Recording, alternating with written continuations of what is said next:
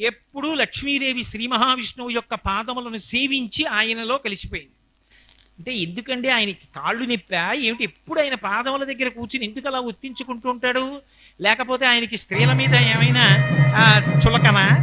ఆ కాళ్ళు పట్టించుకోవడం ఏమిటి అని మీరు అనుకోకూడదు. దాని వెనక ఒక రహస్యం ఉంది. ఆవిడ ఆయన పాదములు పట్టింది తప్ప ఆయన పాదములు పట్టమని అడగలేదు. ఆయన పాదములు పట్టింది అన్న మాటకు అర్థం ఏమిటంటే ఆమె ధర్మపత్నిగా ఆయనని అనుగమించింది. ఆయన ఆమెకి ఇచ్చిన స్థానం గుండెల్లో ఇచ్చాడు.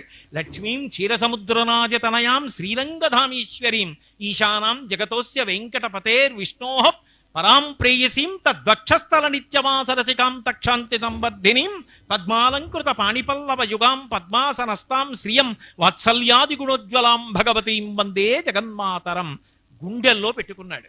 అంటే భర్తని అనుగమించిన భార్య ఎవరుంటుందో ఆమె ఆయన గుండెల్లోకి చేరుతుంది.